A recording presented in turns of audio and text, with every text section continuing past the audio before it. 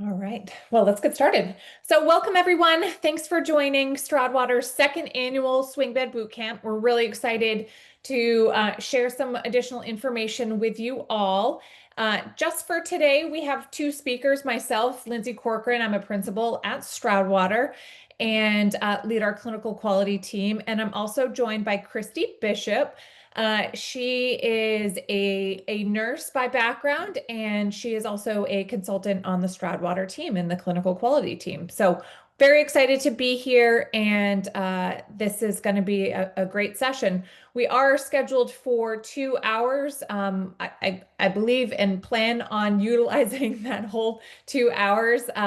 And so our time today is going to start off with a little bit of a session on Ask the Experts. We asked you all when you registered if you had any swing bed related questions that you wanted to ask us. And we got some really great questions. And so we're going to go over some of those questions with some answers. And they may be a little bit heavy in terms of the regulations, but it does provide a kind of an answer and some background information to those and supporting those questions. Then we're going to take a deeper dive into marketing for growth of your swing bed program, program design, and quality and clinical outcomes. These three subjects came out of many of the questions that were also raised. So we thought they were kind of key themes that we really wanted to just take a deeper dive into, and then really wrap up with a key takeaways and discussion after. Just a bit of housekeeping before we kick things off. Everyone is muted during this webinar. If you do have any questions that do come up during today's webinar, please utilize the Q&A function that is right down at the bottom of your screen.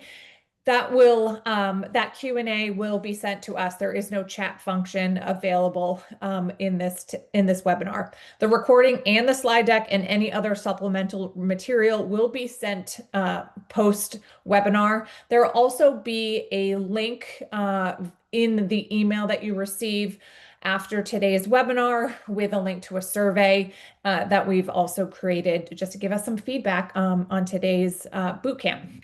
And then also, just if we don't get to all of the questions during the kind of the discussion at the end of today's session, we will be following up with that in a separate document, again, included with all of the material, the recording and the slide deck as well. So really appreciate your time today, and hope this is going to be a helpful experience.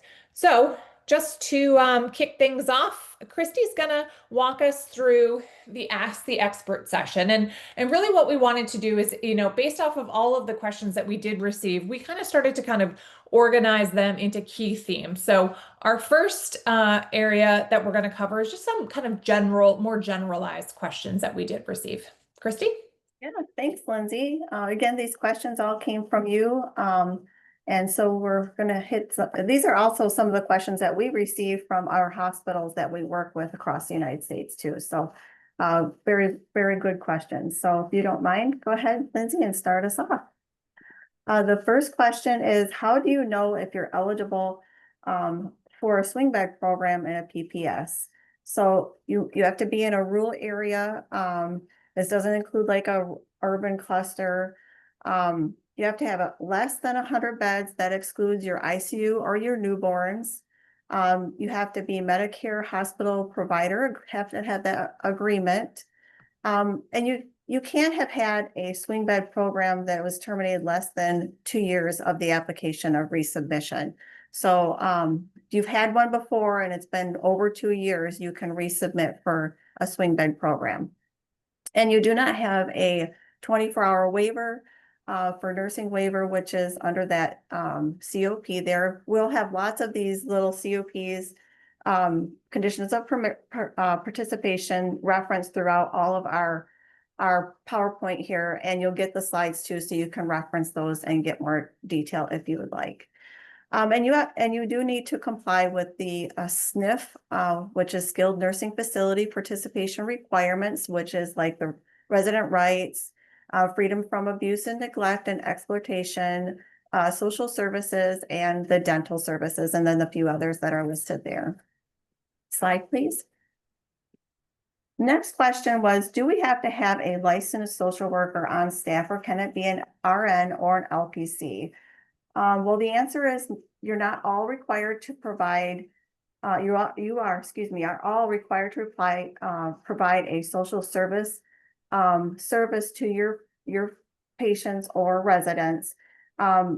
It all depends on what your state law says, if you have to have a social worker there, or can it be handed off? So it'd be something to look at in your state regulations as far as social worker services, but some do allow nursing or other staff to do the social work, but you need to see what your state regulations are.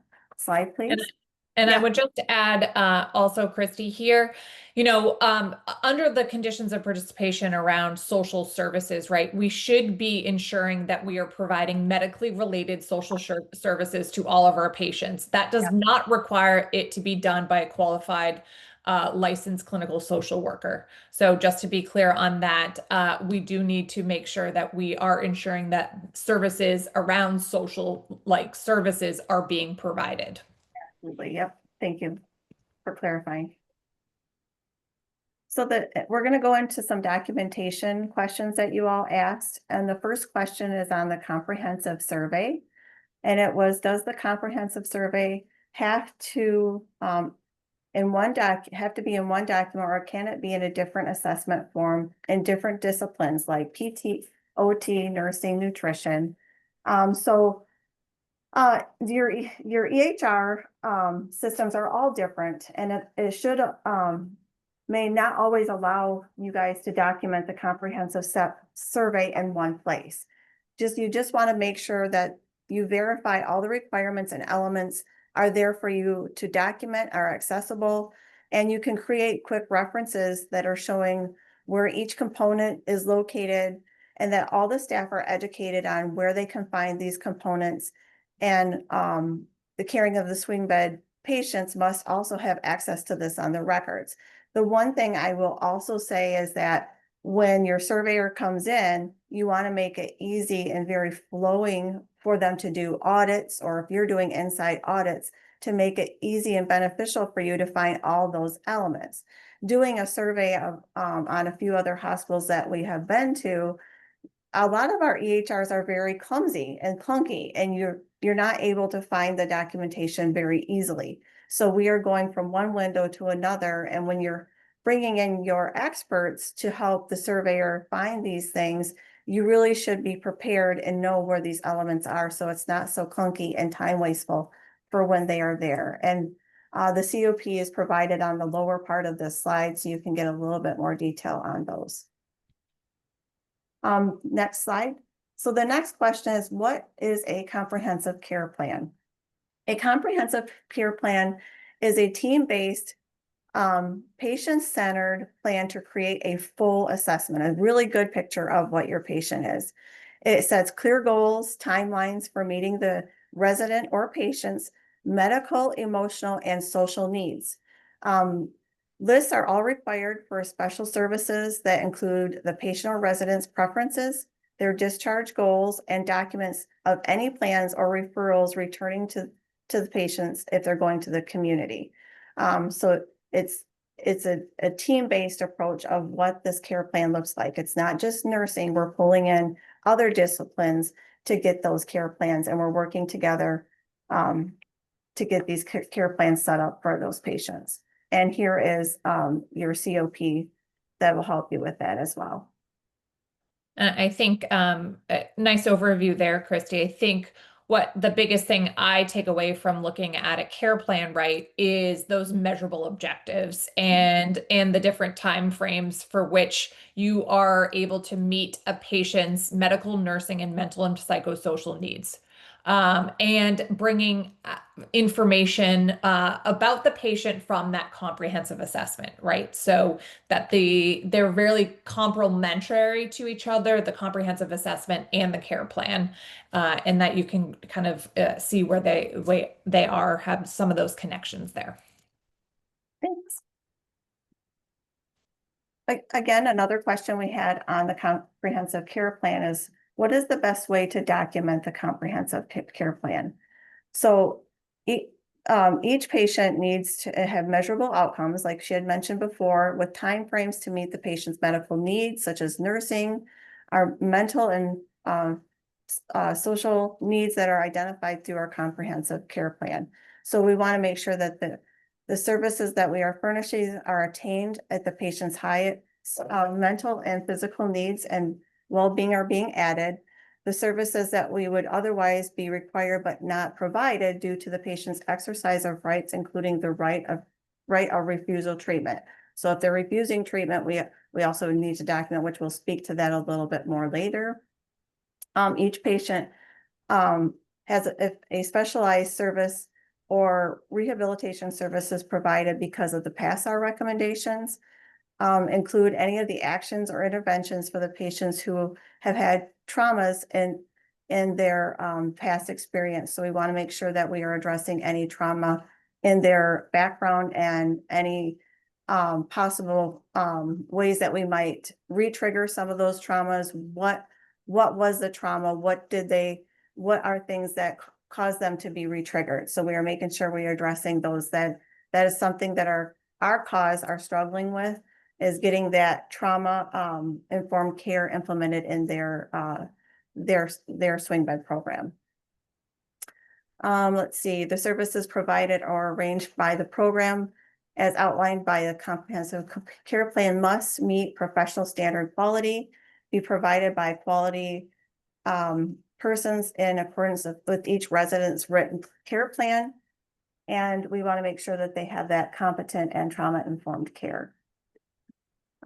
We want to also have patients' goals and desired outcomes that includes measurable objectives and timely and timables that meet the patient's needs. We also want to make sure that we're preferencing any future discharge needs that those patients are meeting to return back to their community or where they are going, which might have us looking at some local contract agencies such as home health care to help with our patients.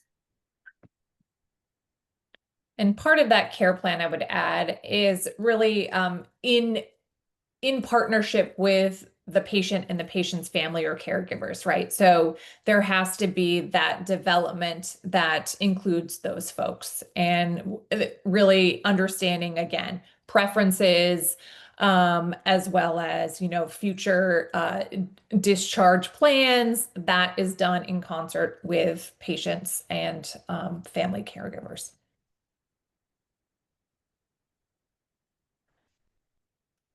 Another comprehensive care plan question is more specifics on daily documentation requirements from nursing, rehab, and RT areas.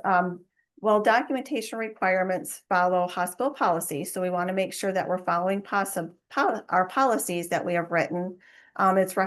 We also talk about nursing and therapists documenting each chart. Well, at least they have to document every 24 hours. But to help fill that gap, it should be recommended that they document every shift. As a nurse myself, we documented that every shift because it really helped keep things consistent amongst each shift change and that you're getting all the things that you need for that documentation. But we want to be using a focused, problem-oriented notes.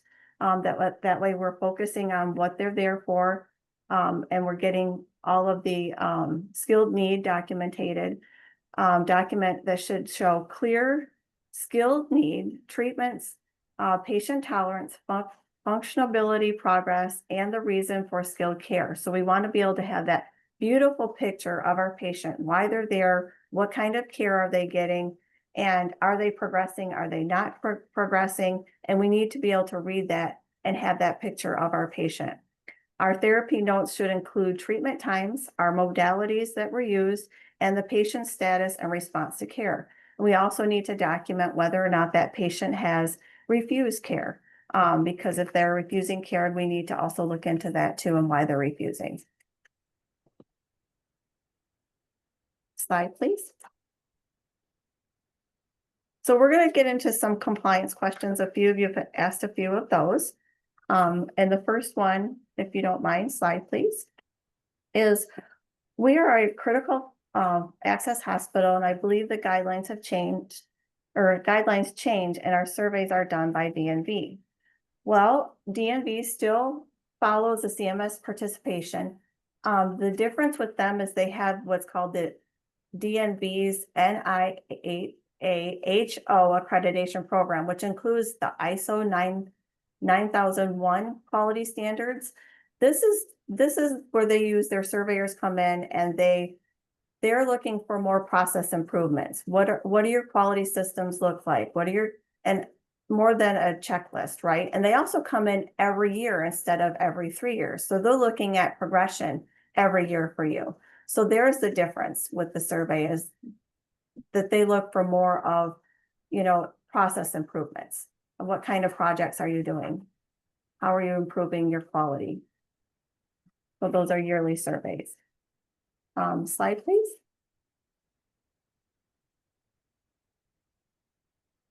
The next question that we got was, can a bed alarm be used on patients? This one's a little sticky wicket for me. Bed alarms can be used in our swing bed programs, but you got to use some caution when you're using them, because there are some bed alarms that you use to pin on your patient and it restricts some of their movement. And you can't really restrict movement, because that is what CMS is going to say they're going to alert and they're going to ding us for, is because that's considered a restraint. And so we don't want restraints to restrict any movement for our patients. The bed alarms on the bed are a little bit safer because they're not restricting our patients to get up and down, and they can get up and down to use the bathroom as needed. The one thing we also need to understand is when we do utilize our bed alarms, it isn't eliminating our supervision or any of our fall prevention strategies that we have in place. Oftentimes, when I work there, we get a little lackadaisical, right? When we're doing rounds and we're putting our patients on the alarms, and we don't go in there until the alarm goes off. So that is why they don't necessarily like bed alarms, but you can use them. You just have to be really particular about how you're utilizing your bed alarms. Slide, please. One of the questions that came up was, what are we seeing as far as citations? What are we seeing out there? And one of them is our care planning. They're not being done timely. We're not making them individualized. That is the biggest one I see. When I'm out looking at doing a pre-survey, because they ask us to come in and do some pre-surveys, we notice that they're not individualized. They're very diagnosis specific. It's not to the patient and their needs. So we need to make sure they're individualized, and it says developed within 7 days of admission. Now here's where we want to use a little caution, because a lot of our swing bed patients are not there for 7 days, right? So we want to make sure that our care plans are developed right away. A lot of times when I work the floor and when we talk to other folks, they're being done the day of the admission assessment. So they're kind of hand in hand. But you want to make sure that you're including your IDT team meetings and you're using those goals and the progression that you're getting from those updates to create your care planning, or change them or update them. Oftentimes when there's a change in our patient's condition, we're not going back and changing care plans. I'm just as guilty as that. When I work the floor, I'm just clicking the care plan to go through because I felt like it was a waste of my time. That was not a good thing to do. And today when we speak to our folks, they're still doing that. And so we need to make sure we're not utilizing that practice, that those care plans need to be changed and updated as frequently as possible. So our therapy services, we've noticed some missing and outdated therapy evaluations or treatment plans in being noted out there as far as frequent citations. Lack of coordination with our nursing and therapy. This is a huge one. We're not talking about care plans and discharge notes together. They're both working in different silos. They're not working together. So just bringing them in together and make sure that they're coordinating their care plan and discharge plannings together, because that's the best way our patients are going to have a great outcome when they go home. Slide, please. Discharge planning. This one, we noticed that there's a lot of places that they're noting that there's not a lot of evidence of a discharge summary or coordination of post-discharge providers, so there's no work on the care plan, or excuse me, their discharge planning ahead of time. Missing patient education or family education, or even instructions and follow-up. A lot of times our discharge planning is the day of discharge, right? We're printing off all of those discharge instructions and we're giving to the patients when they go home, and we're not reviewing with the family or the patients during the time of their stay. So we want to make sure that we're utilizing a checklist that helps us go through all of the things for the patient's needs before they're going home. And we're reviewing those with the patients and their families. Oftentimes our patients are just ready to go home and not absorbing that, and getting those families involved are key. Another citation that we've seen was the swing bed program is not included in your coffee plans. It is, or you're not tracking the data. So we want to make sure that we're recording the data and all of the measurements that we're tracking, having really good metrics for our swing bed patients, and we're including those in our coffee plan. And we're following those and putting any type of quality projects together to increase those outcomes. Yep, like some of the hospital or the quality metrics that you could use is length of stay, our falls. Falls is a huge one. And any rehospitalizations and even your patient satisfaction can be included in your coffee plan for swing bed. And I do believe the next slide is billing, and I think I'm going to hand this one over to Lindsay. Great. Thanks, Christy. So a few questions that we received, and we kind of categorize them as billing-ish. So first question was around the Veterans Administration coverage. And the question was, is the VA contracted for swing bed services? And information that we did find was, yes, the VA may cover swing bed services when a veteran certainly meets specific medical criteria. Like any swing bed, right? They have to meet a certain criteria, and that the facility is approved to provide swing bed services. This is a coverage that falls under the VA's community care program. In kind of looking into this a bit more, there are two kind of third-party administrators. One is Optum that cover the community care programs for the VA. So this link at the bottom here takes you to that Optum third-party administrator for the VA, and it has a whole kind of coverage and benefits outline around swing bed services and skilled nursing. So in our research, yes, it is covered. Another question was around the 3 midnight rule. Is that changing?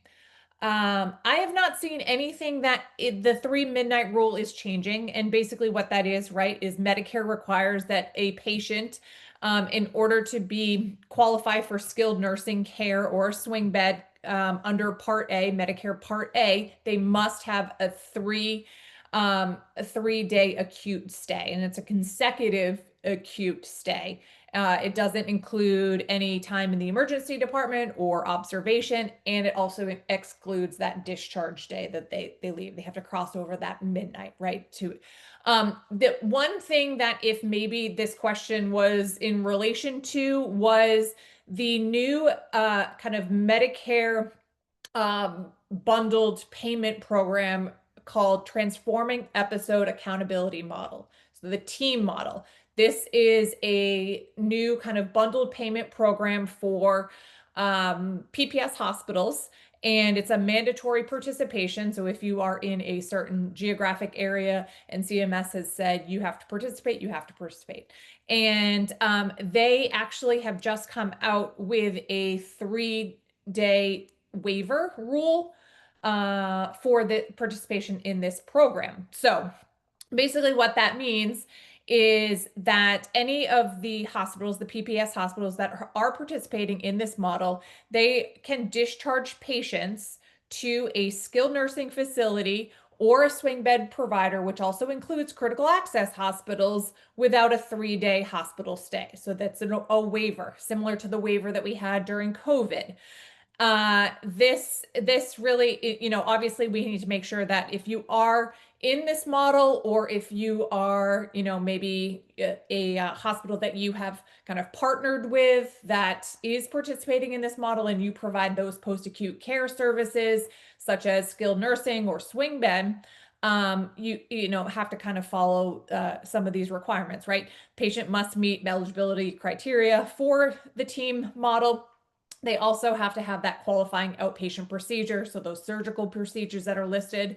And then, and also, there's some special kind of billing related to the Medicare claim that also has to be highlighted here. So that could be where, this particular person was getting that 3-day midnight rule changing potentially. So that is out there.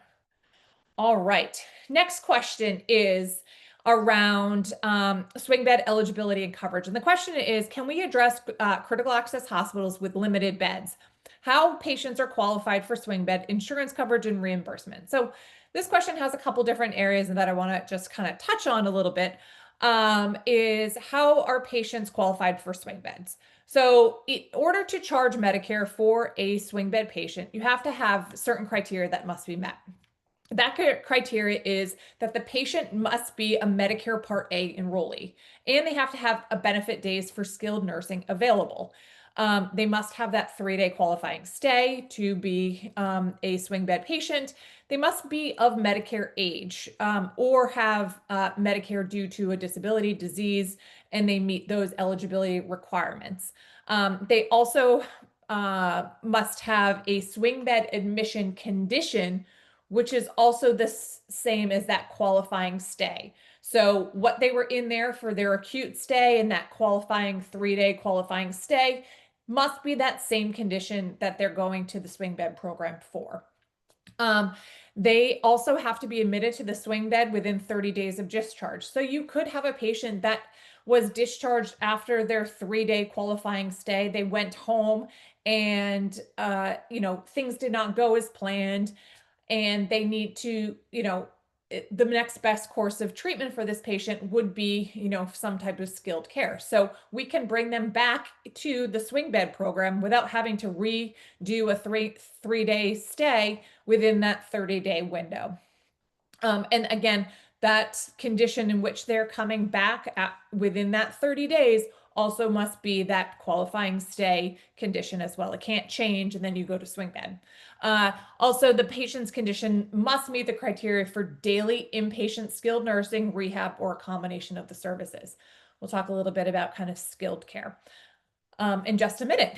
And so what else must be required? So skilled care, as we're admitting folks into a skilled nursing facility or swing bed program, right? There are specific factors that must be met. And there's 4 factors that Medicare outlines that must be met. They all have to be met. And that is that the patient requires skilled nursing or skilled rehab. These services and how they've defined skilled are their services that must be performed by or under the supervision of a professional or technical personnel. So somebody, something that can be done at home is not considered skilled care. And the patient receives these services on a daily basis. This has to be a daily basis, means 7 days a week. If it is just rehab, it's 5 days a week. But if it has to be skilled services, and that's 7 days a week, daily basis, right? There's also what we call a practical matter. And these are daily skilled services that can be provided only on an inpatient basis in a SNF. There's some more information and kind of the nuances around practical matter and what that actually means. And then there's also the 4th criteria around receiving skilled care is services are delivered, they're reasonable and necessary for the treatment of the patient's illness or injury. So that they are consistent. We're not bringing in some other treatment modality that has nothing to do with the patient's injury or illness, right? Um, and from a reimbursement and kind of insurance coverage, Medicare as a critical access hospital, it is reimbursed at 101% of reasonable cost-based reimbursed. Just a little bit more about swing bed related payments. Question here is, what are hospitals financially responsible for when accepting swing beds? As such as dental work, medication costs, etc. What we brought in here is specific to how both PPS and critical access hospitals are paid for swing bed services. And within a critical access hospital, the swing bed program is not considered hospital level care. It is under the payment regulations of a skilled nursing facility. But the critical access hospital is not paid the same as a PPS hospital, right? We just talked about the cost-based reimbursement versus a PPS hospital is paid on the skilled nursing facility prospective payment system, and has to adhere by consolidated billing rules, which a critical access hospital does not. So some of the coverage within the critical access hospital swing bed is around bed and board, nursing, other related services, use of, the facilities, medical social services, drugs and biological supplies, and so forth. And professional services are billed separately when within a critical access hospital. On the PPS side, right, there is, obviously we talked about the prospective payment system, and there's also the consolidated billing. There are some services that are excluded on the PPS side from the consolidated billing, and they are separately payable, billed and payable.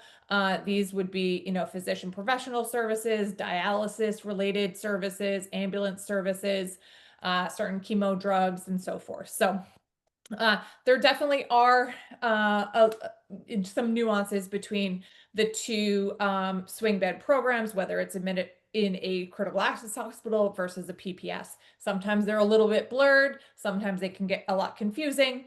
But it's critical to understand kind of how we bill and get paid for swing bed services. I did want to touch because that question did mention dental services. So there is what we have kind of shared with organizations, right, is that we understand that hospitals and critical access hospitals are all required to provide care in accordance with the needs of a patient through, your patient care plans, right? This also includes 24-hour emergency dental care and non-emergency dental care. The expectation for a hospital swing bed provider is typically already addressed in the emergent dental care needs under the hospital's existing hospital conditions of participation. So basically, the hospital conditions of participation already requires, hospitals to provide emergent dental services. So that you should already have a written policy and procedures for how you deal with dental services around emergencies and initial treatment, and then referrals when appropriate.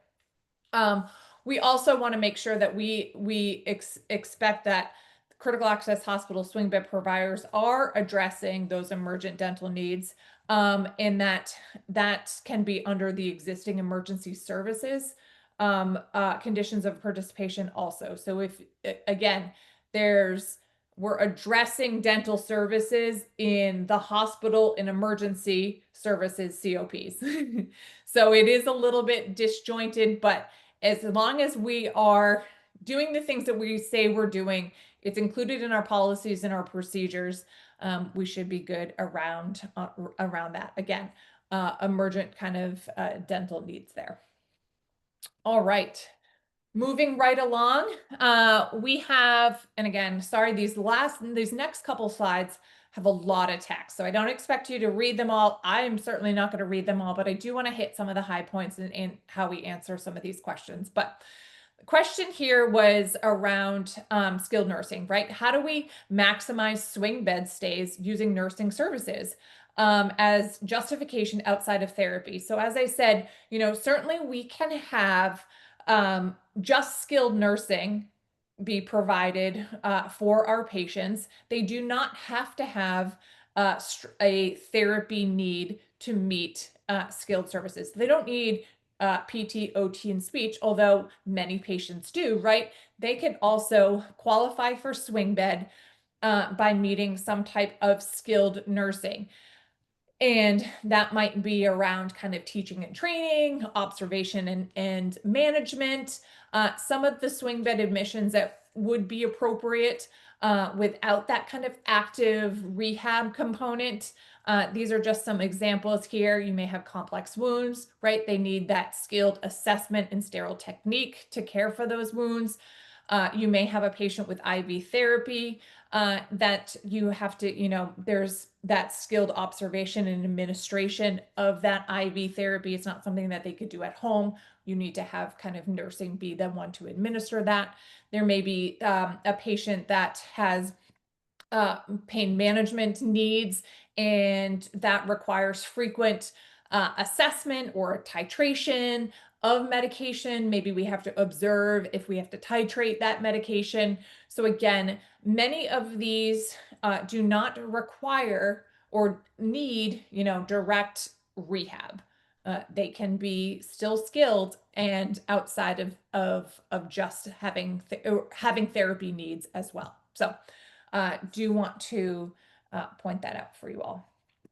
All right. One of the questions we did have was around leave of absence. And there's a couple different parts to a few of these questions here. How does a critical access hospital process swing bed patient records and accounts when there's a leave of absence?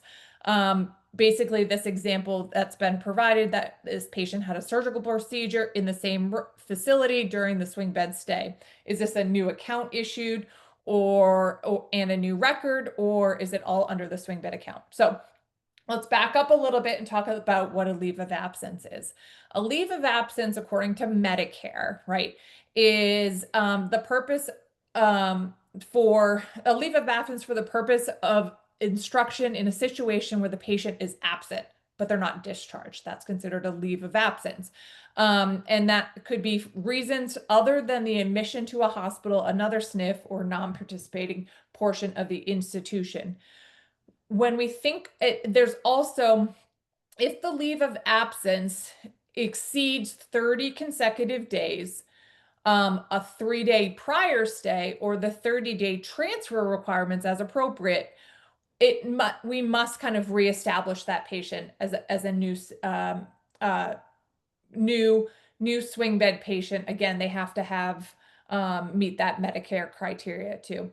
Leave of absent days, when we bill for those or we show those on Medicare claims, there's certain revenue codes and how we allocate the leave of absence days in terms of units and how that must be shown on Medicare claims.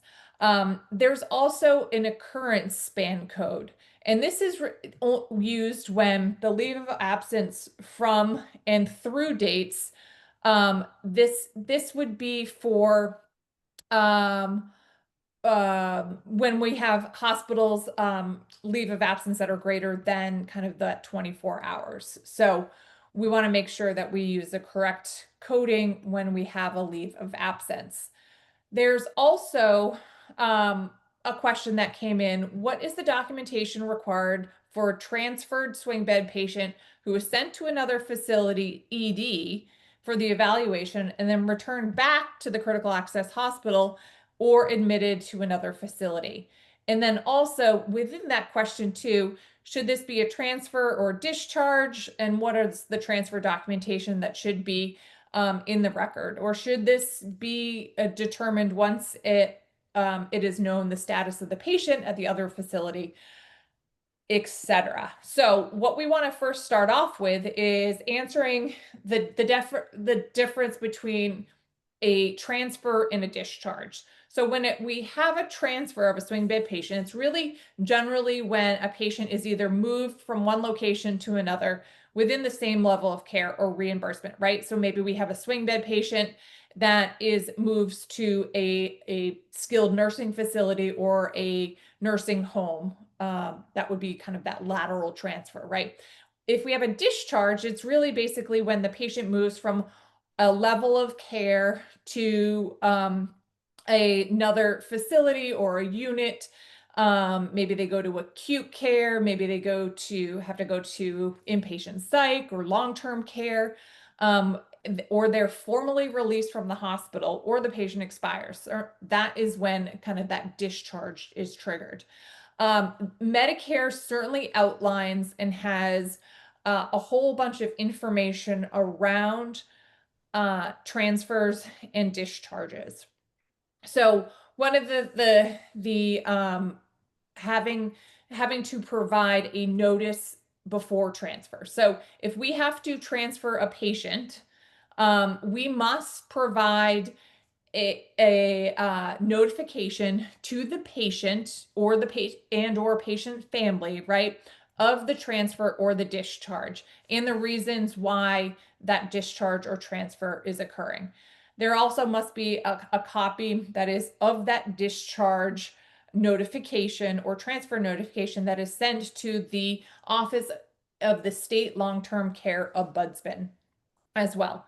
Some more information around transfers and discharge is that we can have facility initiated transfers and discharge. And that's in situations where we have the facility has decided to discharge the patient, right? While the patient is still in the hospital. And we must, for a facility initiated transfer, we really must send a notice of discharge to the patient and to the patient's caregivers before the discharge. And then again, similar to what I just mentioned, discharge notice also to the long-term care ombudsman.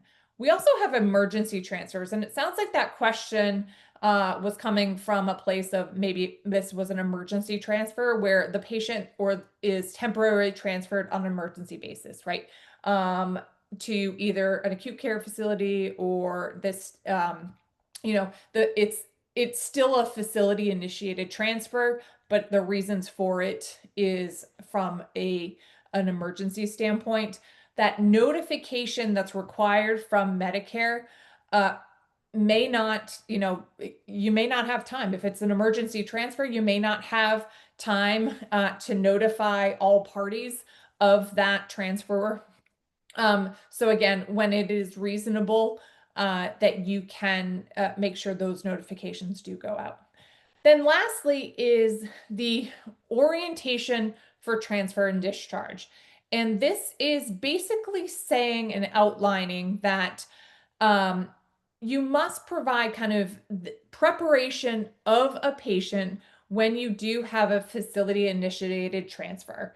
So having and basically whether you are sending that patient to a emergency department or they're going on some type of therapeutic leave, it is basically saying that we might have to kind of really prepare and orient a patient to why they are going to the emergency department, for instance, or another location. Work with their families to understand the reasons for this transfer, because we really want to minimize any of the disruption that transfer may cause that particular patient. So we really have to make sure that we orient and transfer for those discharges. And then lastly, lots of people like to ask, okay, you're talking about and Medicare requires this discharge notification or transfer and discharge notification.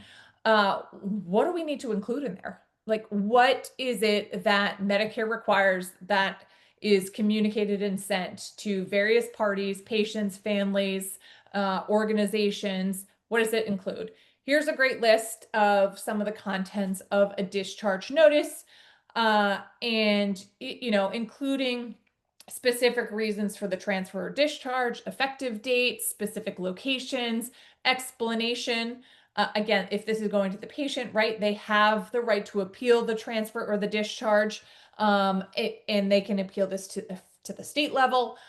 Names and addresses, telephones on who they can get in contact if they do have that appeal, information on how to obtain an appeal form, and certainly the contact information for the office and state long-term care ombudsman.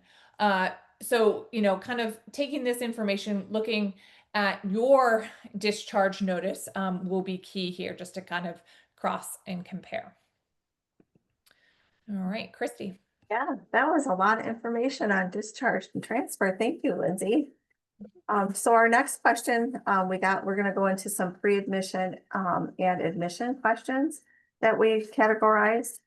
And this one actually had 2 questions in it. Oops, Lindsay, you mind? Oh, sorry. That's all right.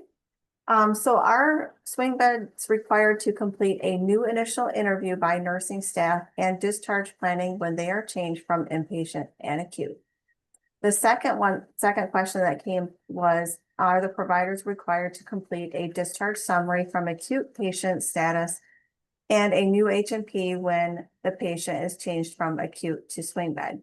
So this is like a 2-part question. We're going to start with the nursing. The very first one is, do they need to complete that initial interview and discharge planning? Yes, they do.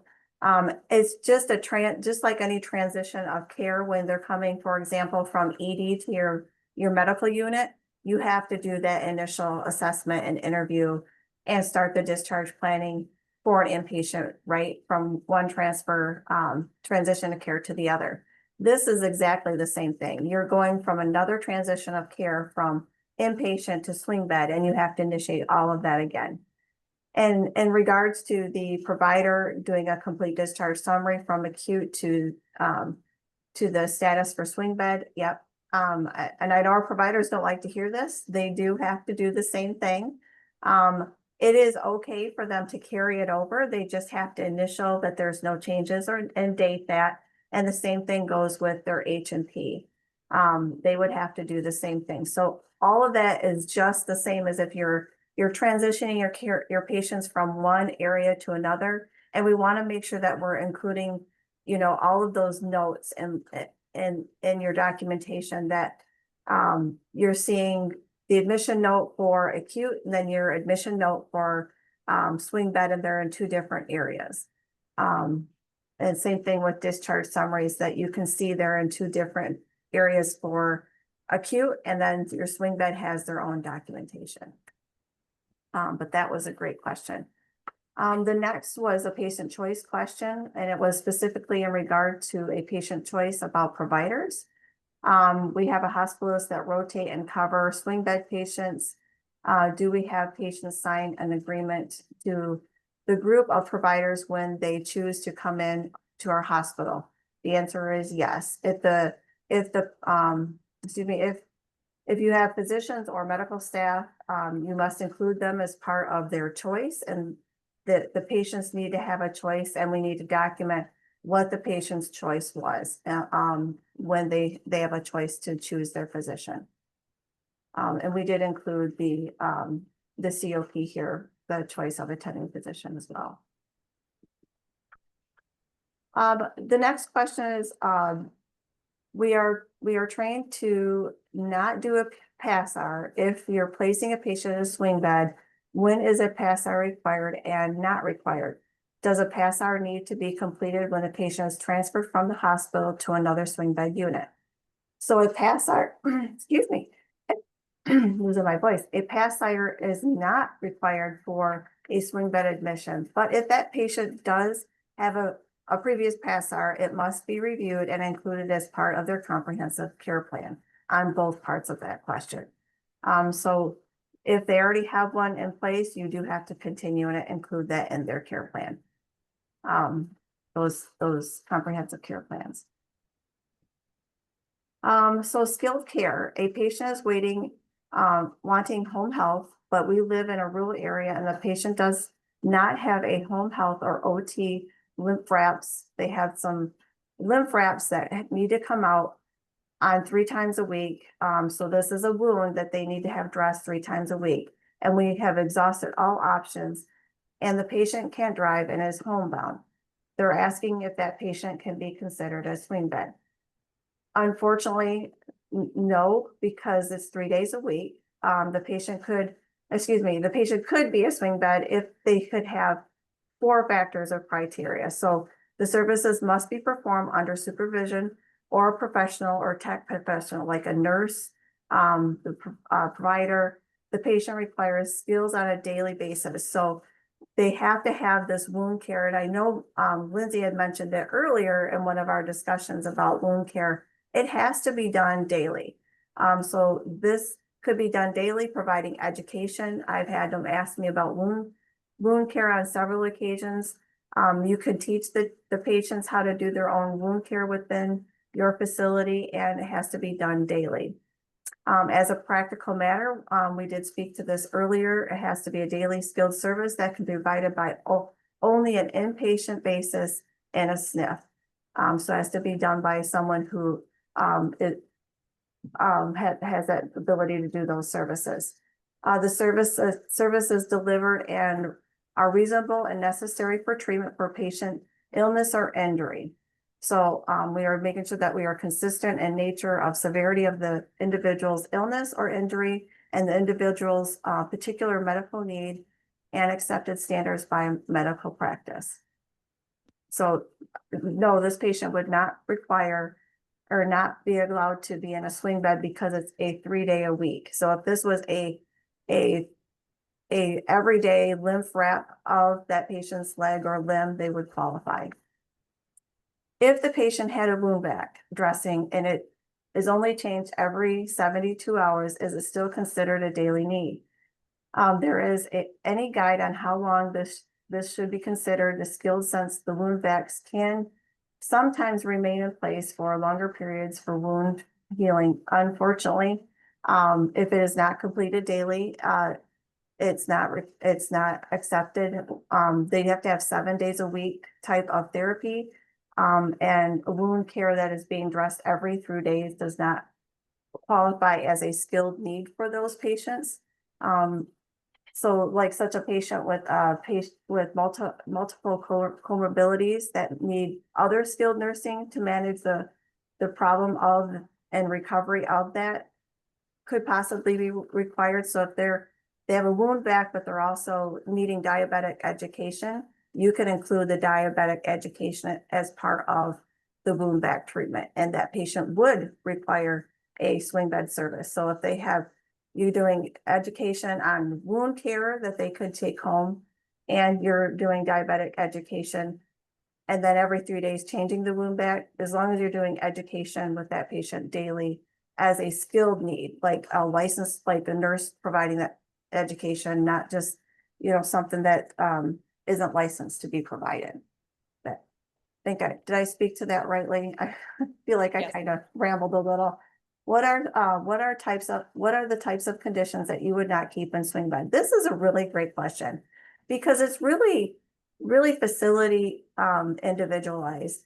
What one hospital will take in their swing bed, another hospital would not. Each facility should sit down with a team, and we call it a care spectrum, and determine what type of patients could come into you. What are our nurses competent in taking? What is therapy competent in doing? Do we have the right equipment? And really looking at the big picture of what we can bring in. We can look at some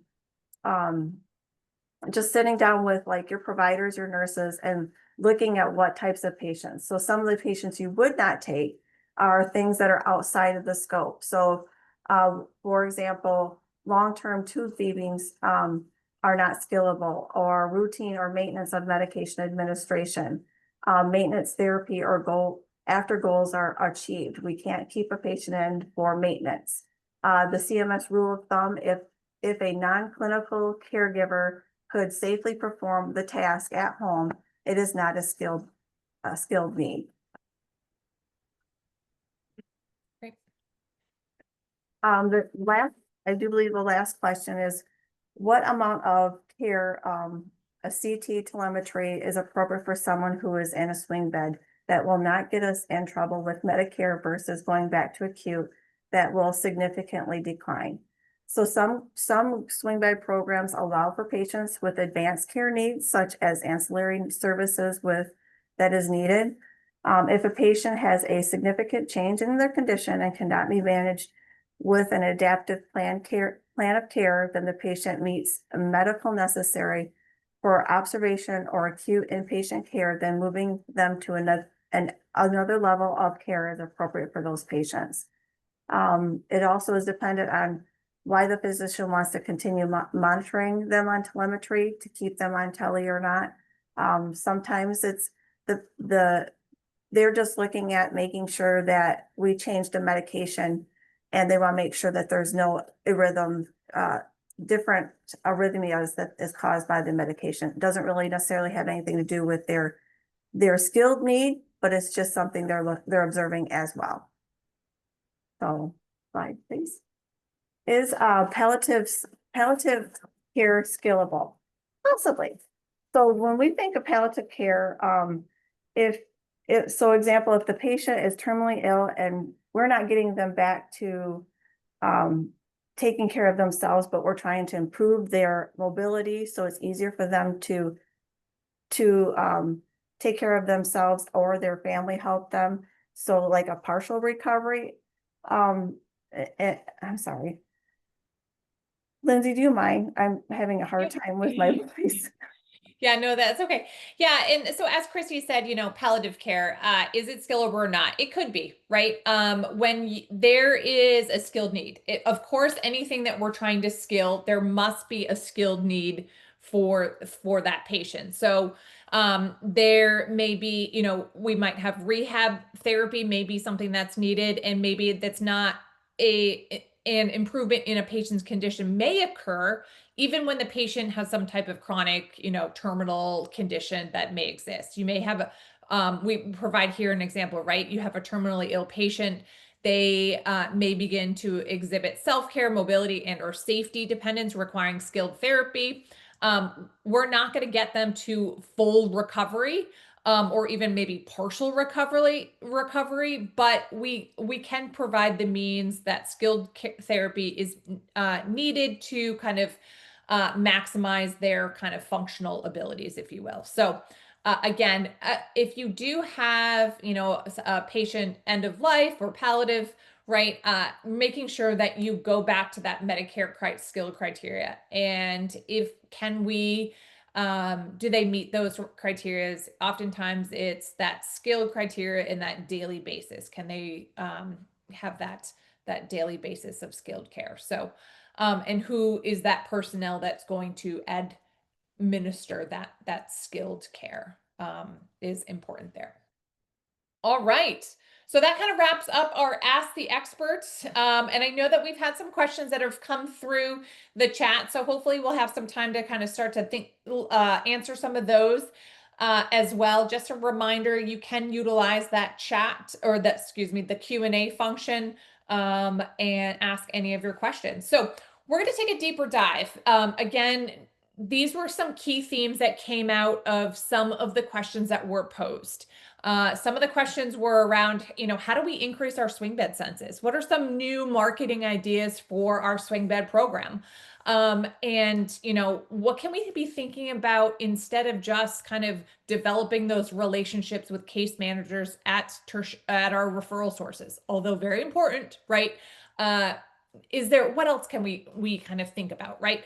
So I really like this topic and talking about this topic because I think the swing bed program is it's referral based, right? It's very much like an outpatient service, and it's relationship driven. So, and I think there's some really cool and creative ideas that folks have done to really promote themselves. And I always go back to, here are some key questions that organizations really need to start to ask themselves before they embark on this journey of marketing and promotion for swing bed growth. Why should a hospital refer to our swing bed program?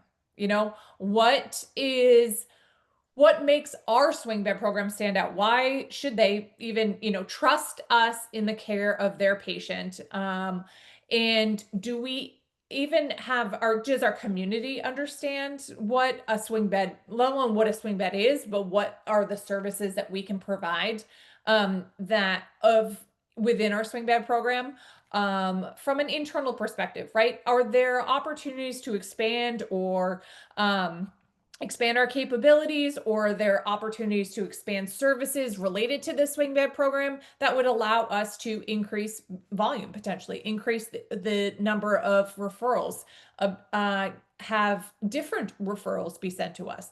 Are there gaps or barriers obtaining swing bed referrals? Are there internal or external barriers that are impede the ability for us to receive referrals, or that we can go back to our referring sources in a timely manner? How do we measure success? And really, at the end of the day, right, the ultimate goal is we want to be the provider of choice. And how do we get there? I think is a big question for folks. So one of the things that we've done a lot with organizations is kind of this kind of market analysis. We want to better understand the market, the market as it relates to hospitals, to skilled nursing facilities, to other kind of skill therapy related services that are out there. Who are they? What do they do? So we look to see about conducting kind of what we call kind of a market assessment, right? And answering kind of key questions around what are our relationships and who do we have relationships with other hospitals? Could be neighboring hospitals, could be system hospitals. What is this type of agreement that we have? What's our relationship? Have we had conversations with leadership and their CEOs and our CEOs, kind of coming together and saying, hey, look, we have this program. We could really, support your patients. This is what it's all about.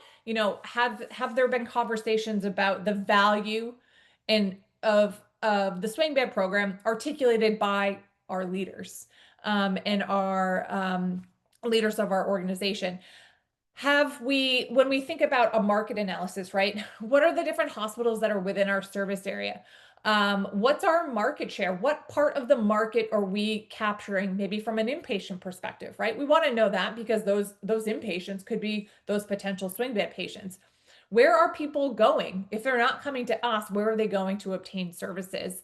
And what types of services are they going out of our service area or not coming to us and receiving? What are the skilled nursing facilities? Those are our competitors, right? What's the competition for swing bed services for our hospitals? Are there other hospitals providing swing bed services? These are some of the key kind of questions to ask when we think about skilled nursing facilities. And we'll talk a little bit about this later in the conversation, though, is what are they currently providing? What is their kind of capacity? Are they at capacity? What's their census? What is the quality? We can go on to Nursing Home Compare and we can understand what their star rating is, right? That's going to come into play when we think about the team model, and bundled payments is the quality of skilled nursing facilities. So all of these kind of different questions all fall into just getting to better understanding about the market. And so that also can help us start to think about what we do. What are the services that our hospital provides? What are the services that we offer in our swing bed program? Christy mentioned, really understanding our capabilities, understanding the capacity that we have, our competencies, access to specialists, access to various equipment and medication, and the various resources that we have to really start to define our services and what we offer within our swing bed program. What's our hospital's reputation? If we're talking about quality being a kind of that strategic driver and that way in which we promote quality and clinical outcomes, as a way to kind of capture some of that market share, how do we perform? What's our patient satisfaction? Are we providing that true patient-centered care? What's our community say about us? We can have a really terrible emergency department, but and that's what the community always thinks about our organization. So we have patients that don't even enter the front door of our hospital to be able to know that we have this superb, high quality, excellent care being delivered in our swing bed program. So we really got to make sure it's very kind of all encompassing. We also want to make sure that we do an internal process check. So, some things to think about when we're doing kind of our internal process check. Understanding referral patterns and who is sending patients, swing bed patients to us. Where are they being referred to? And that is where we can gather information and data to say, okay, so and so sends us 50% of all of our swing bed referrals. Let's go out and meet with them and kind of strategize and talk about the types of cases that they're bringing. Maybe we kind of educate them on something new that we're doing. This is it, utilizing your referral data as kind of intel is really important.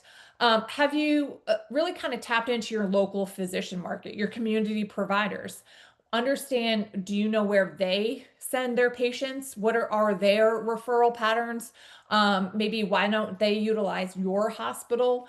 And what we can do to provide kind of education to them about our services, whether it's just hospital services or even just the swing vet program in general, right? And then, everybody's favorite is around the care management, meeting with care managers, or discharge planners. Those are the folks, right, that are making those discharge decisions, and not necessarily the discharge decisions, but really supporting those patients who are getting discharged from those referral sources. And what have we done to develop those relationships? What have we done to provide them information about our swing bed program? Things that we can think about. Understanding what their process is on making a referral. Why do we want to do that? Because we want to make it easy for them. If we have a better understanding about how they make referrals, do they prefer faxing? Okay, great. We have a fax. We can obtain that fax. Do they prefer sending everything electronically? Okay, great. We can interface with you and we can receive all that information electronically. Maybe it's just they're utilizing email. Great. Let's be as accommodating to make that referral process seamless and smooth. Some other things to think about. Again, I'm not going to read through this whole list here, but I bolded the choice letter. And the reason why I may want to point this out is because critical access hospitals have, in their swing bed programs, have historically been left off of that post-acute care choice letter.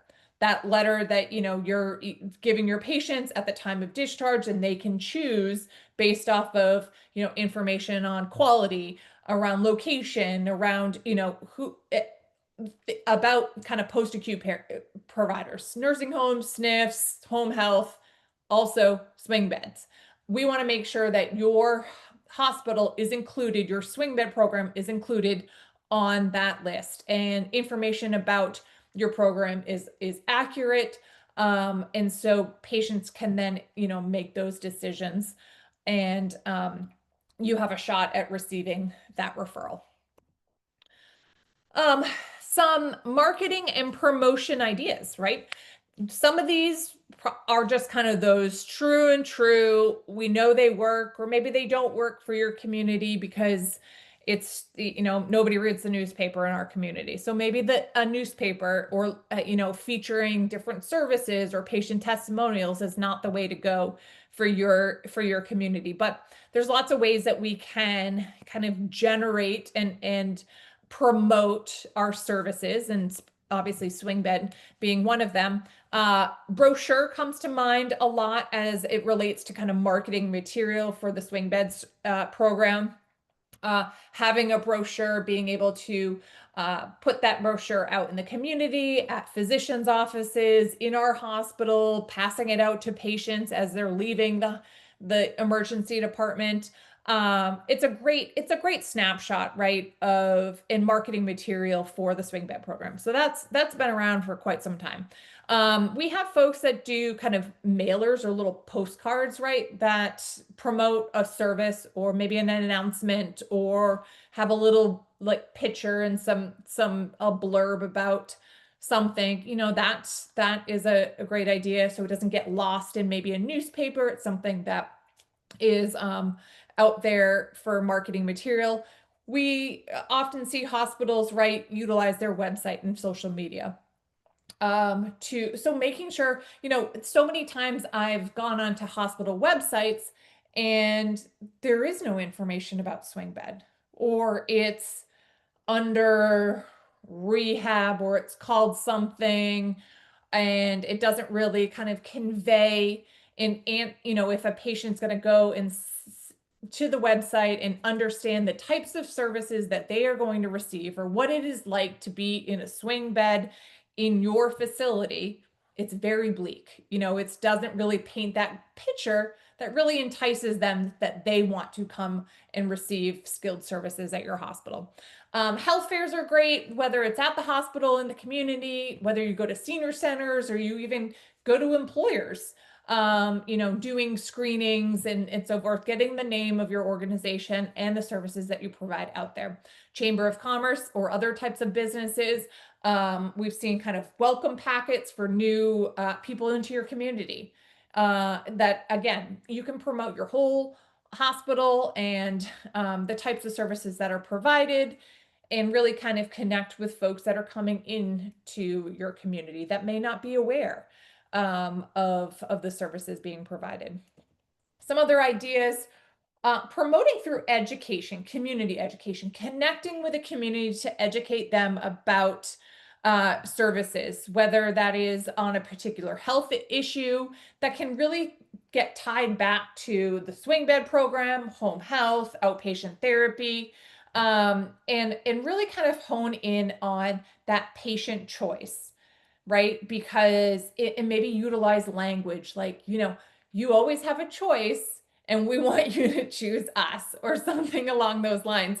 Try to get into the minds of folks that, hey, you know what? I know that you exist, and I want to come to your organization for services.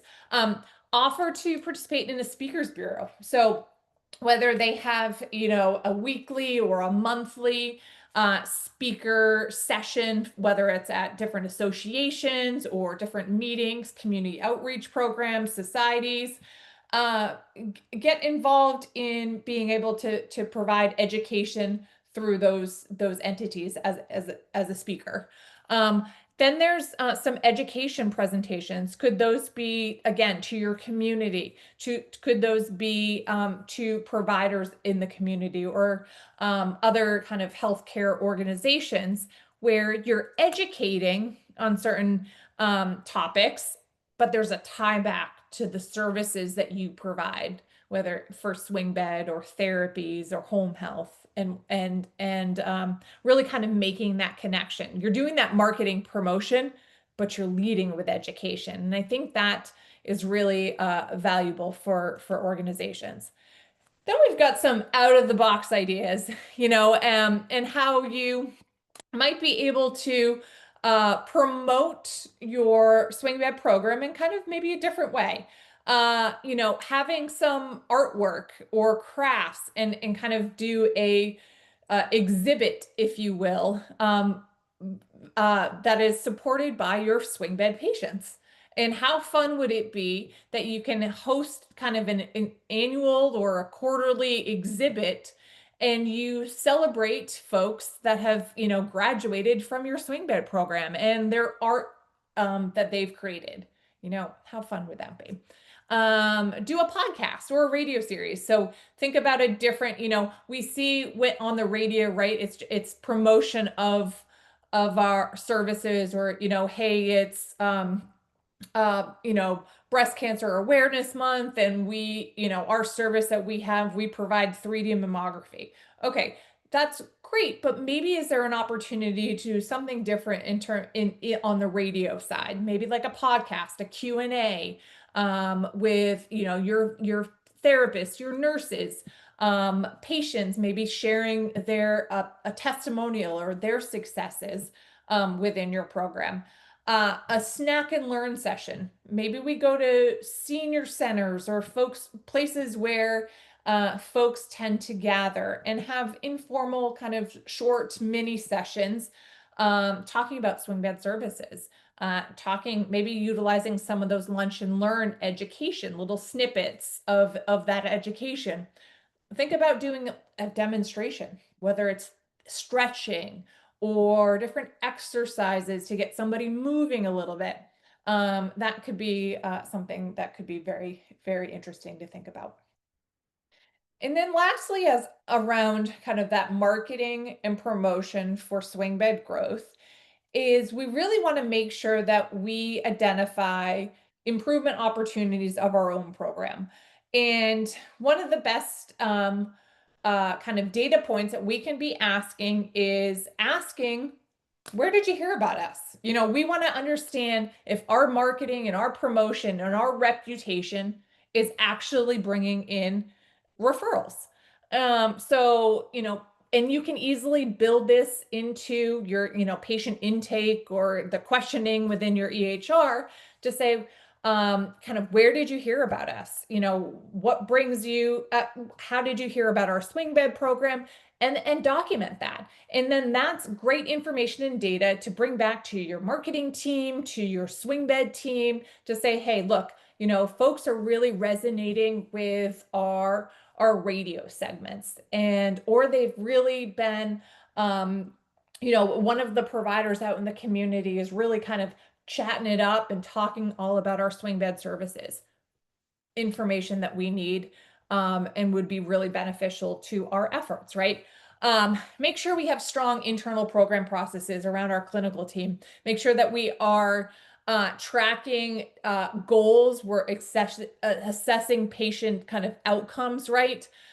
Because we really want to be able to tell the story. We want to be able to utilize how we are doing from a clinical standpoint. Are we progressing folks? Are we improving their mobility, their functional status? And are we making sure that we're following up with those patients once they do leave and are discharged from our program? Are we doing that within 24 to 72 hours? Not only can we kind of minimize the risk of having a ED visit or readmission, but we're, again, articulating that care isn't just stops at the door at discharge, right? That we do make those connections with our patients after they're discharged. What do they need? Any follow-up appointments made? Do they have any questions, you know, once they get home? You know, all of these things are very important to continue to create kind of that strong program that we want. And then also kind of that post kind of readmission risk, or a readmission assessment, or kind of an audit or review process. If you do have a readmission, or if you have an unnecessary ED visit that occurs from a patient that's been discharged to your program, or anybody really, is understanding why that happened. Can we prevent that readmission from happening? Again, really building and improving internal processes to be able to kind of have that provider, be that provider of choice in that best in class swing bed program. Pausing so I can breathe just a little bit. All right, moving on to program design. And one of the reasons why we're calling it program design, but really what we're wanting to talk about is the and we got a question that kind of sparked our ideas around understanding that intake process, or what happens pre-admission to discharge, and what are those roles and responsibilities of our team as it relates to these kind of core functions within that pre-admission and then to discharge. So that's what we're going to talk about. So again, really busy slides, not going to cover everything. We want to get through this in a timely fashion, so I'll just kind of hit the high points here. But when we think about kind of that pre-admission and how our organizations prepare for a swing bed admission, And one of the things that I think is great is all of checklists, tools, things that make our lives a little bit easier. Where and make sure that we have this pre-admission assessment tool. This is something that kind of collates everything that's really important for us to make decisions. And having that available is really key. Also within this kind of pre-admission is understanding the referrals that we receive and reviewing those referrals with our care team, and making sure that we cover and review, diagnosis. We include and review kind of authorization for our uh, commercial payers potentially, reason for referrals, any goals, discharge plans, things like that that may have come over on that referral. That needs to be kind of that timely review. We want to request and ensure that complete documentation is received from the referring or hospital. So if you have, a community hospital that refers patients to you, you really want to make sure that we are making an informed decision on whether or not we accept this swing bed referral based on the information that they provide. So having a complete documentation or complete information is really key and able to be in for us to be enable us to make that decision. And so some of the things that we would want to see, right? H&Ps, their any procedure reports, specialist reports, therapy notes, vital signs, things like that, that are really important for us to make that informed decision. This just here is just an example of an admission checklist where it has, what that acute stay was for, what their swing bed care needs are, what are some of their discharge plans, and whether or not they meet that Medicare criteria for skilled care. Really important to make sure that we are doing that up front and not on the back end. How do we prepare our staff for an upcoming admission? And this is where it gets all hands on deck, right? We want to really, ensure that we utilize that pre-admission assessment tool. And it is something that's shared with our care team, including our physicians, our nursing, and therapy. It's important to understand where that tool is shared. So staff knows where to go to review the information, and that's going to be really important. Clarify how the referring hospital records will be shared with the care team. I did kind of mention understanding, is it going to be sent via email? Is it a fax? How is that information going to be sent to us? So then we can be efficient in terms of our review of that information. Making sure that we incorporate and give information to registration, right? So they can start to that process, and what they need to do and what their responsibilities are. Create a swing bed email group, internal group, again, where you can notify quickly the whole kind of interdisciplinary team, maybe departments, internal or external folks, about upcoming admissions, or things like that that are relevant to your swing bed program. Looking to make sure that we review pending admissions in the morning, right? If we have interdisciplinary stand-up huddles that talks about, okay, these are folks are going to be discharged this morning. We have these folks that are pending admissions for, and then we can have a better understanding about the resources that we may need, and timelines and so forth to be able to create that smooth transition for both our patients and our staff. If you do have an admission that is not going to be accepted, we really want to make sure that we update and keep up, or if it's an admission that's going to be delayed, making sure that we update our team on the status there. Lots of other things around preparing our staff.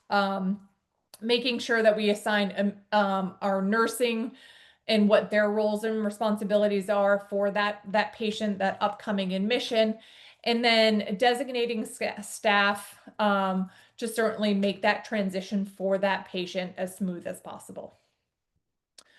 Nursing admin, so your nursing administrator, again, these are, just kind of more, they're all going to be site specific roles and responsibilities, but just in general terms, some of the things that we see quite frequently in terms of the different roles and responsibilities of key members of your team.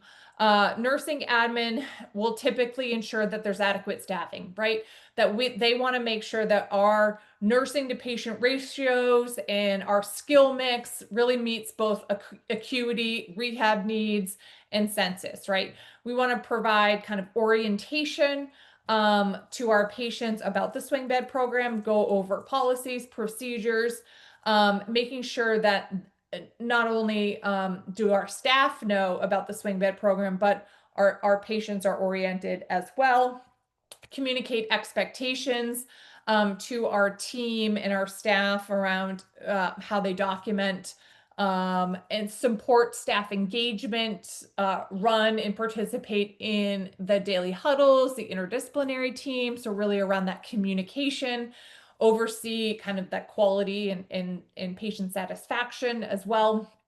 Um, Making sure that folks are timely with their documentation and making sure that they're updated, that folks are all participating in their care plans, as well, making sure medication reconciliation is being done at both admission, discharge, and they're completed accurately.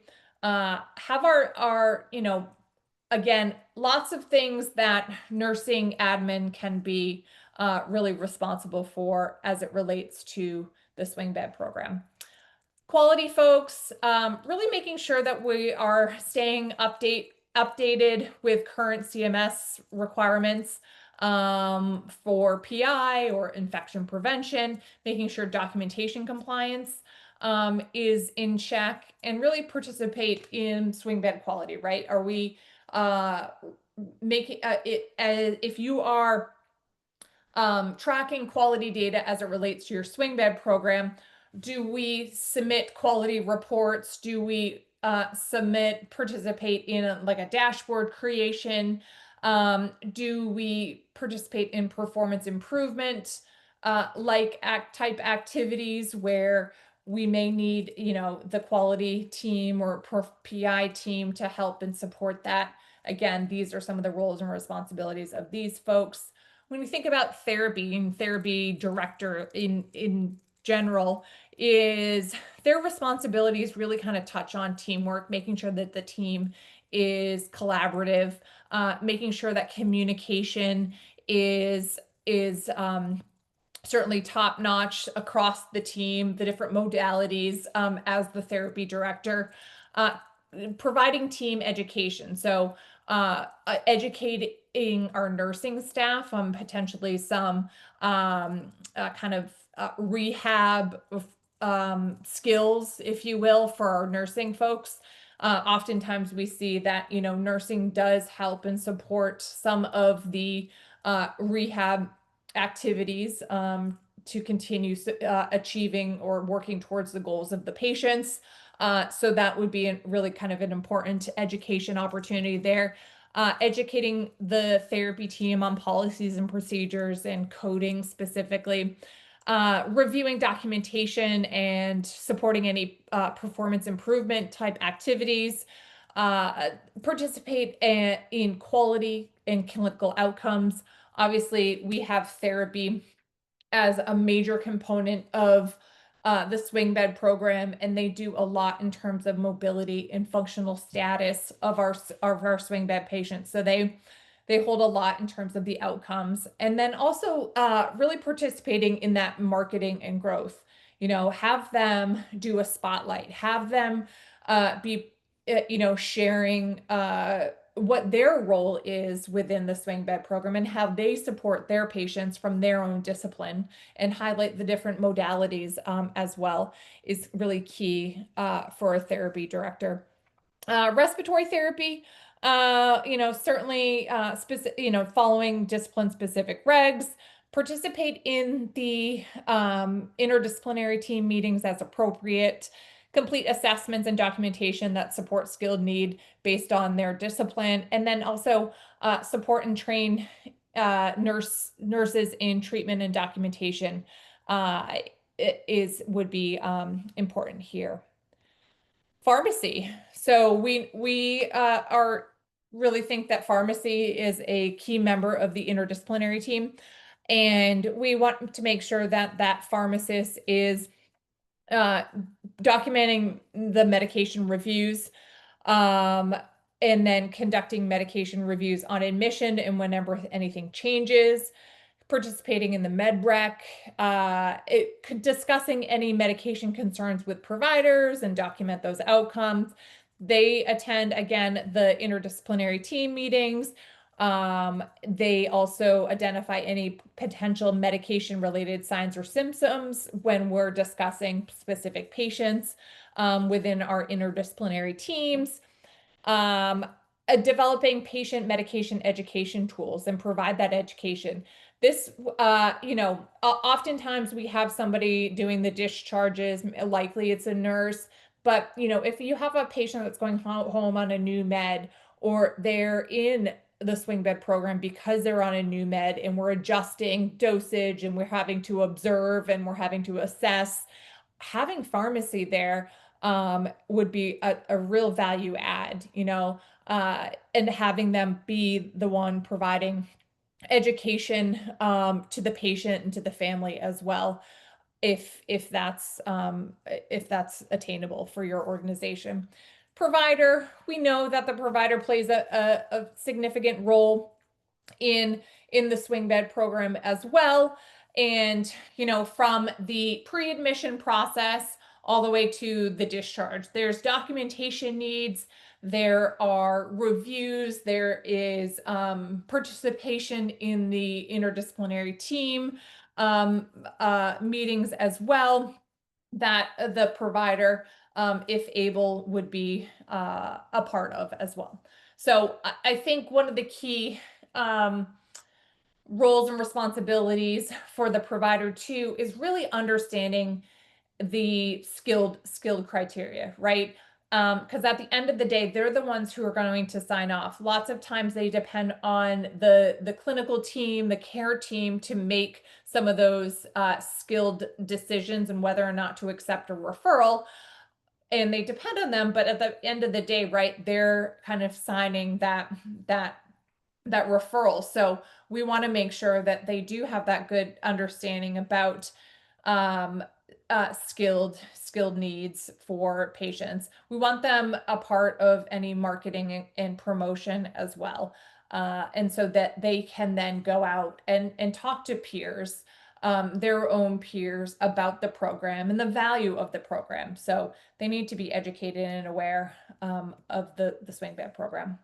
And then lastly is there's a whole bunch of kind of information here around the swing bed coordinator. We know that not every hospital has a swing bed coordinator, and this could be somebody, this could be a kind of a nurse manager, this could be a case manager, somebody basically that has much of the responsibility of the swing bed program. So we're going to call it, for instance, we're going to call them the swing bed coordinator. But overall responsibilities of this coordinator is managing the program in compliance with regs, right? They complete and initiate that pre-admission assessment. They act as, can be a case manager, a discharge planner, maybe sometimes a social worker is the swing bed coordinator as well. They serve as that liaison between patient and family, provider, and the interdisciplinary team. They're kind of that go-to person as it relates to the swing bed program. They also work with other care team or team members, right? Maybe on from the revenue cycle perspective. And they, at the end of the day, should be the ones that are responsible for the growth of the program. So that person should be setting annual growth goals of your swing bed program and be held accountable for how you work with your team to achieve that, right? So those are some of the kind of overall responsibilities. There are lots of responsibilities when you think about the swing bed coordinator from a pre-admission perspective. the one thing that I would point out in this pre-admission uh, responsibility is around referral turnaround time.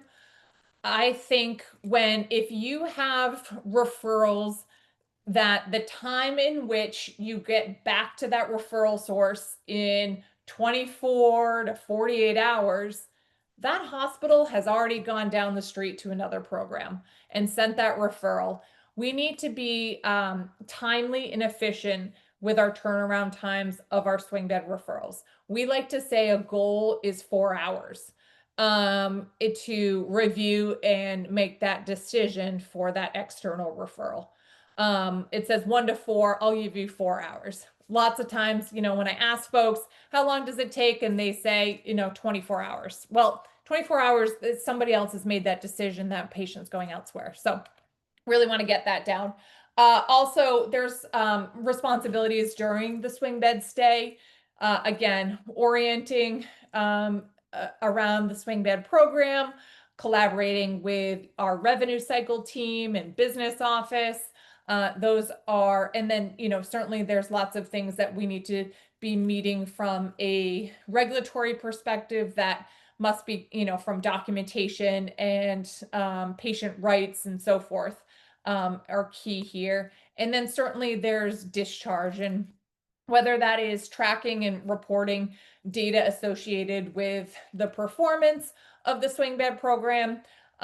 This could be a responsibility, or it could be something that is somebody else supports as well. And any kind of discharge follow-up calls are important during that part of discharge within the swing bed. And then lastly is communication with the revenue cycle team, right? We want to make sure that both the clinical side and the revenue kind of reimbursement, the coding, the billing side collaborate, because you can't have one without the other. So, and there are specifics that the revenue cycle folks on the team, and maybe some of your clinical team, does, verifies that 3-day stay and the skill days and so forth. But there are, in order to really make sure that we are accurate with our coding, we need to involve kind of that revenue cycle team. All right, skipping right along. So we talked a little bit about program design and some of the key roles and responsibilities from intake to discharge. And now, and I think this section really ties back to kind of that marketing and growth too, is how do we how can we value our swing bed program from a quality standpoint? How can we measure quality and clinical outcomes? As a PPS hospital, we can do that. It's easier for us to be able to measure quality and patient outcomes, not so much for a critical access hospital. And we know that there historically has been significant gaps in measurement around swing bed quality of care.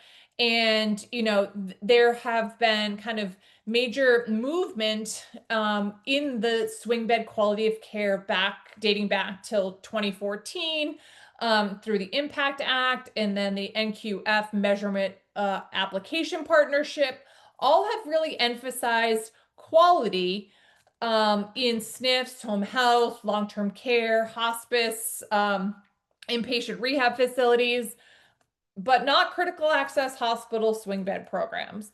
Many of the national quality measurement initiatives do not include critical access hospital swing bed programs. So that sometimes will put a kind of that takes a piece of our potential for articulating the value of our swing bed program. And certainly there have been lots of challenges in demonstrating our swing bed quality in critical access hospitals.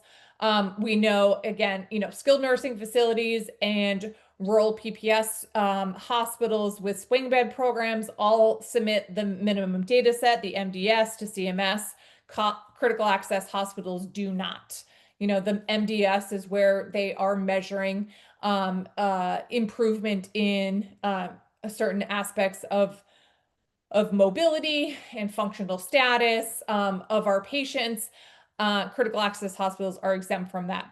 There is no uniform way to demonstrate the quality and care provided for swing bed patients in a critical access hospital. And it really kind of limits our hospital's ability to potentially, participate in kind of alternative payment models or alternative payment models that have a quality driven focus, right? Where you have to perform, you have to have a star rating of so much to really want referrals or be utilized for folks within these alternative payment models. It kind of starts to carve out the critical access hospital swing bed program. So with that being said, there one way that we have started to close the gap in terms of critical access hospital performance in terms of quality measurement, there was the discharge planning rule where we talked a little bit about this earlier, is around that discharge planning rule that came out in 2019 is the patient choice, right? It's that letter that you provide your patients at discharge and they go in and select a post-acute care provider based on information such as quality measures. So again, this kind of puts a damper on critical access hospitals because they've said, you know what, we don't get a star rating. We're not on hospital compare. We're not on we're not on nursing home compare. There is no star rating. What do we include in this patient choice letter that we can meet that quality measure? And so there really hasn't been kind of that fair comparison. So but at the same time, we know that assessing quality within a critical access hospital is essential. Because we have a really great story to tell. We are seeing really great outcomes. We know we're seeing really great outcomes. There just hasn't been a way to measure that. So, and we also know that critical access hospitals have certainly this goal and this desire to increase their patient volume. Given the mechanism in which critical access hospitals are reimbursed, there is value in increasing your swing bed census. And also, we want to make sure that we are being compliant with some of the requirements from CMS, right? We want to make sure that our name is on that patient choice, that we can provide quality data and information. So one thing that Stroudwater kind of recognizing that critical access hospitals did not really have a platform as it relates to measuring and articulating the value associated with clinical outcomes and quality of a swing bed program, we participated in and supported the University of Minnesota in a research study back in 2019, where we had a pilot program and we collected information on all swing bed patients and we started to measure clinical outcomes and quality within the critical access hospital swing bed program. And we compared that data and that information to skilled nursing facilities. So this started back in 2019. We focused on some kind of core, these particular swing bed quality metrics. And these are metrics that skilled nursing facilities and PPS rural swing bed hospitals also do measure as well. And, from return to acute care, return to acute care post-discharge, improvement in mobility and self-care. These two are both risk adjusted. So kind of making sure that you're on the kind of a even playing field, taking in consideration medical condition, prior functioning, device use, bladder control, falls, level of understanding, and comorbidities of patients. And then lastly, discharge community. These are these are the same measures that come out of the MDS in section GG of the MDS, and they compare to skilled nursing facilities as a short stay. So skilled nursing facilities have long stay or long-term stay measures, and they also have short stay. This is comparative to the short stay for a skilled nursing facility. So most recently, we at Stroudwater have a swing bed quality reporting tool. It's offered and available to critical access hospitals to be able to collect information and data to then measure the quality and clinical outcomes of their swing bed program in a critical access hospital. We have been collecting this data for quite some time and are able to really start to compare and articulate the value based on these 5 kind of swing bed key metrics of how of how they perform against skilled nursing facilities. This slide here just shows the trends over the last 4 years, right? Where we can see unplanned return to acute care. That's increased since 2021. In interviews with critical access hospitals, they're showing and saying that this increase is really due to the pre-admission process. They're also seeing higher acuity swing bed patients as well over the last couple of years. I would say definitely during that post-COVID, we've seen an increase in acuity of all patients. Return to acute care within 30 days. This has also increased since 2020 or in 2024. That again, higher acuity folks can be contributed to that increase and potentially discharging patients too soon. And we have heard from many folks that we are at capacity with our acute patients. And so bed capacity remains an issue for some organizations. And so having discharging patients maybe too soon to free up a bed, potentially for an acute admission, may be a factor there. And when we discharge a patient too soon from the swing bed, we put ourselves at risk, right, for a return to acute within that 30-day window, potentially. So self-care mobility, these have both improved since 2022. We recognize that this could be due to the real focus on developing a strong interdisciplinary team, where we have really communication being really up there for our organizations, and also discharge planning. And then discharge to community. This is increased and improved since 2021. We see that critical access hospitals can attribute this to both discharge planning involving patients and family in the discharge, and education, right? So, really getting folks home and returning them to kind of their prior living status. So how do the critical access hospital programs perform against skilled nursing facilities on these 5 key metrics? And you can see we have 3 metrics that perform better for the specific time periods that are shown here. And so just to kind of go over, discharge to community. So we had of the critical access hospitals participating in the Stroudwater quality reporting program, about 74% of those swing bed patients at the critical access hospitals were discharged to the community. This compared to only about 50% of skilled nursing facility folks, skilled nursing facility short stay patients are discharged back to the community. About 9% of swing bed patients in a critical access hospital experience an unplanned return to acute. This is compared to about 25% at a SNF.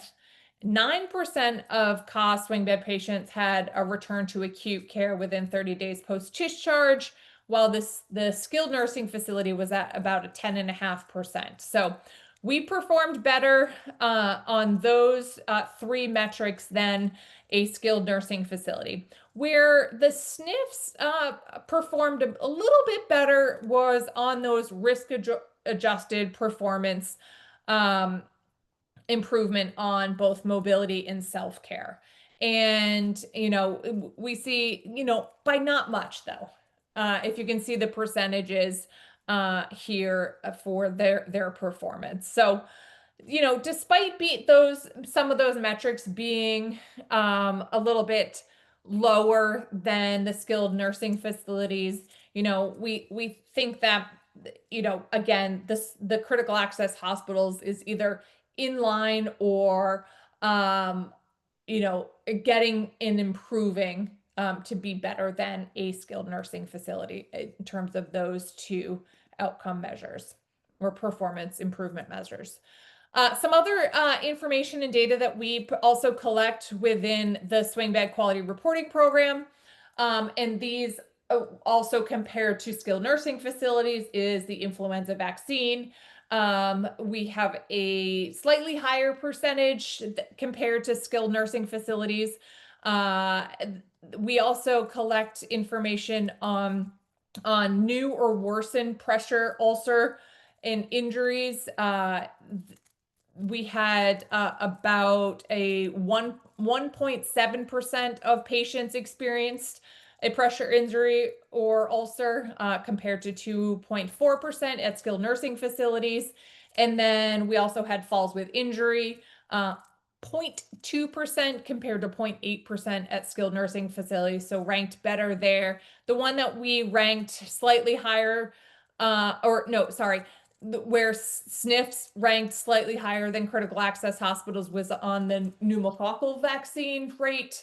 And you can see there 75.4% compared to skilled nursing facilities of 81.6%. So we outperform the skilled nursing facilities in many of the major kind of clinical quality measures that we look at. So end of the day, right? What are some of the key benefits of measuring swing bed quality and clinical outcomes, right?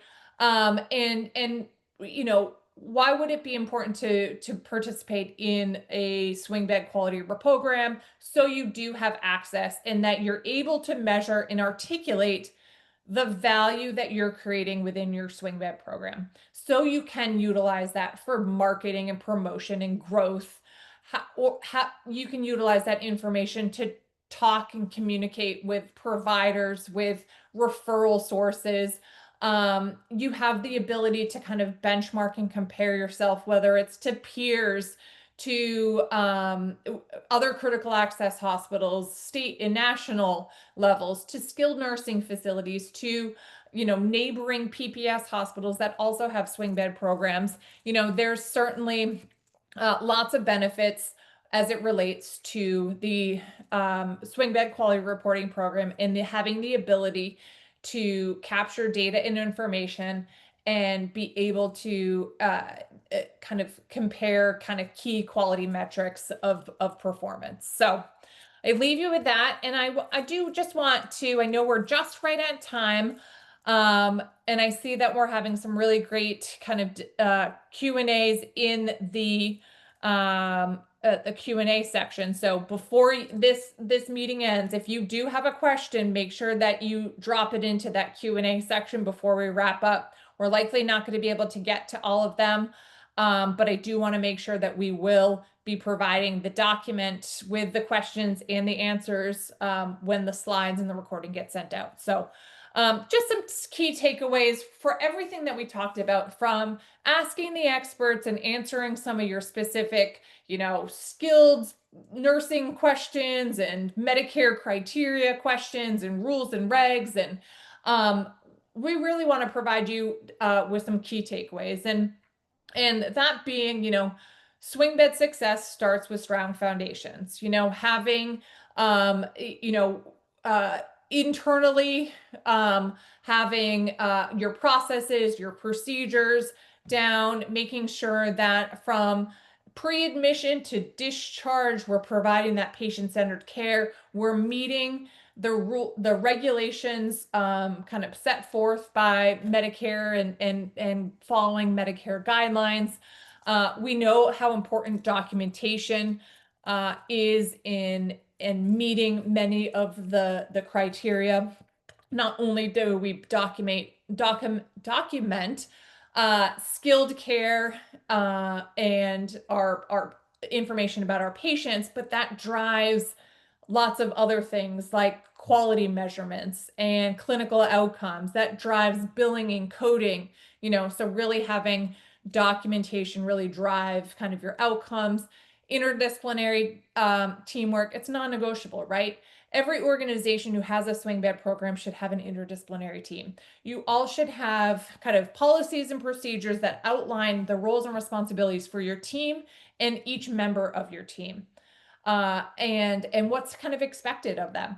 Have those weekly touch bases, making sure that collaboration and communication is essential across that interdisciplinary team.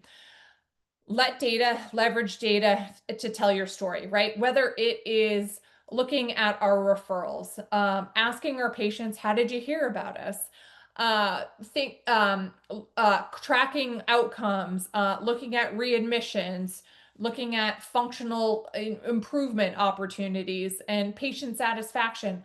All of this information back to your organization can really help shape and mold your swing bed program.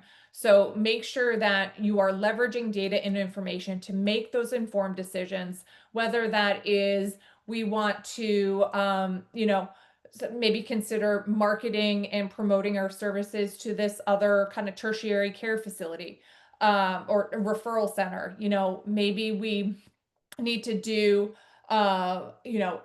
really invest in speech therapy, because you know what, we're seeing the skilled needs of our patients have increased, and there's an increase in skilled or speech therapy needs. So again, utilizing data and information to make those strategic decisions. And then lastly, growth comes from visibility and value. And really what I think about this, right, is you can't, with the swing bed program, you can't just kind of sit back. You can't be in a position where it's a wait and see. Well, maybe we'll get a referral. If you want to be successful and meet, census goals and volume growth goals, and really have that essential swing bed program that is valued within your organization, you got to be out there.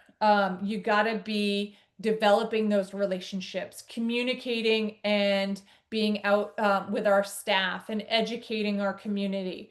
Again, it's a program that's very referral based and relationship driven. And I think that should be really important to organizations as they think about kind of their growth strategy, or what they want, how they envision kind of their future program to look like. Or maybe it's not a complete overhaul, but maybe there's some kind of tweaks that you can make to your current processes or procedures that can really open the door up, and make your swing bed program really world class. So with that, we do have some of our contact information out here. We are available: phone, email. You have questions, we have answers.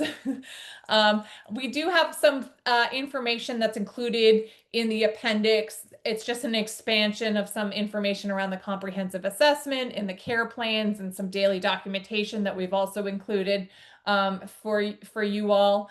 I'm not going to have time for questions. We do thank you all for participating in today's boot camp. And we will be answering these questions in another document. Again, reminder, it'll be all sent to you all.